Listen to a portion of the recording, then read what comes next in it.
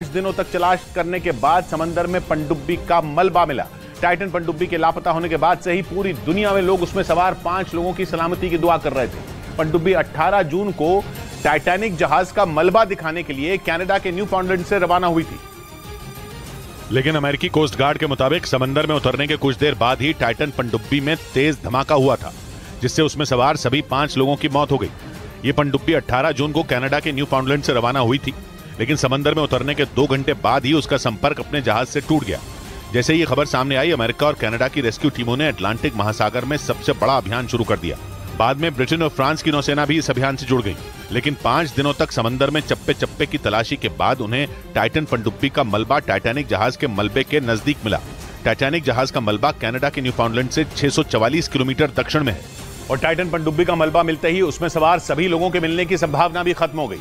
अमेरिकी coast guard के मुताबिक पनडुब्बी में भारी दबाव के बाद हुए धमाके की वजह से यह हादसा हुआ, जिसमें टाइटन पनडुब्बी में बैठकर टाइटैनिक जहाज का मलबा देखने गए 5 लोग अपनी जान गंवा बैठे। रेस्क्यू ऑपरेशन को खत्म करने के बाद अमेरिकी कोस्ट गार्ड के अधिकारियों ने इस हादसे में मारे गए सभी लोगों को श्रद्धांजलि दी।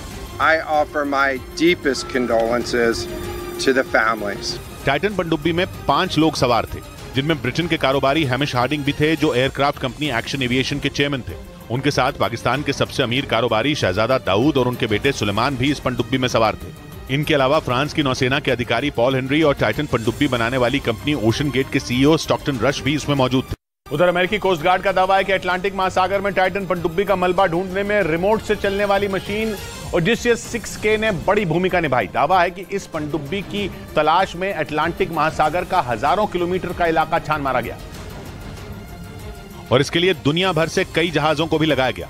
लेकिन 5 दिनों तक चले इस तलाशी अभियान के बाद टाइटन पनडुब्बी के मलबे को ढूंढने में रिमोट से चलने वाली ओडिसियस 6K मशीन की सबसे बड़ी भूमिका रही। अमेरिकी कोस्ट गार्ड के मुताबिक इस मशीन को अमेरिका की एक कंपनी ने बनाया है, जो समंदर की सतह तक जाने में सक्षम है, और इसी मशीन ने 22 फीट लंबी टाइटन पनडुब्बी की तलाश में टाइटैनिक जहाज के आसपास के पूरे इलाके को छान मारा।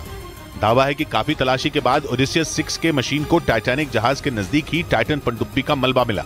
इस बीच अमेरिकी नौसेना ने दावा किया कि उसके खुफिया हथियार ने टाइटन पनडुब्बी में हुए धमाके की आवाज सबसे पहले सुनी थी।